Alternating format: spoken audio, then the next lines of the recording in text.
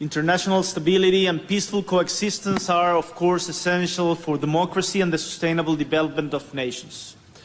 Chile, our country, is committed to the respect of territorial sovereignty.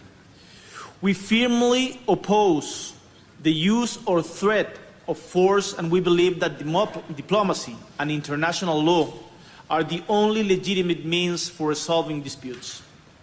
Consequently, Chile has persistently and vocally condemned Russia's war of aggression against Ukraine.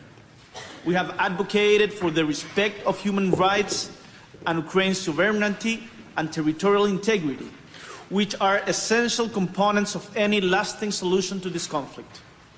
We strongly believe that the situation represents a serious violation of international law and human rights.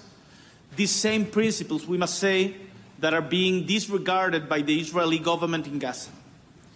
In the face of these blatant violations of international law, as Charles Michel just said, there is no room for ambiguity or indifference.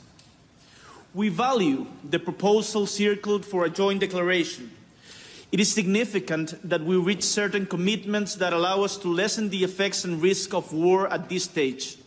We must be capable of bringing positions closer, no matter how difficult it may seem today, and that supposes bringing Russia to the table. In this regard, I want to highlight the importance we give to the protection of Ukrainian nuclear facilities, as they are a key element of international well-being. Likewise, we must rule out the use of nuclear weapons, as many of you have said, because we know they constitute a risk of incalculable consequences for all humanity. It is also essential to ensure Ukraine's maritime sovereignty and food security, which implies allowing the free circulation of food and other products to and from Ukraine, because hunger must never be used as a weapon of war, not here, not in Gaza, nor in any conflict in the world. In addition, it's urgent to promote humanitarian measures such as the release of all prisoners of war, both Russian and Ukrainian. And more so, we need to ensure the protection of Ukrainian children who have been forcibly displaced or illegally transferred to Russia. It is necessary to commit the entire international community on that. Finally, I would like to reaffirm my country's offer to contribute to humanitarian demining in Ukraine at the post-conflict stage. Dear heads of state, why a country that is so far away from this war as Chile is participating in this summit?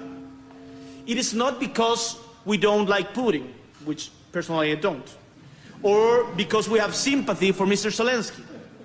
It is not because we support NATO ampliation to the east, or because we are part of one or other geopolitical coalition puzzle. It's because we, as a small country in the south of the world with our 20 million inhabitants, are aware that only the respect of international law and human rights can guarantee peace. The same applies to the conflict on Gaza. We do not accept to choose between the barbarism of Hamas or the massacre that the Israeli government, led by the war criminal Mr. Netanyahu, is doing nowadays. We choose humanity and the civilizatory advances that we together as United Nations have achieved. Today is Ukraine and Palestine, tomorrow could be any one of us. So let's keep on working together for peace. Thank you.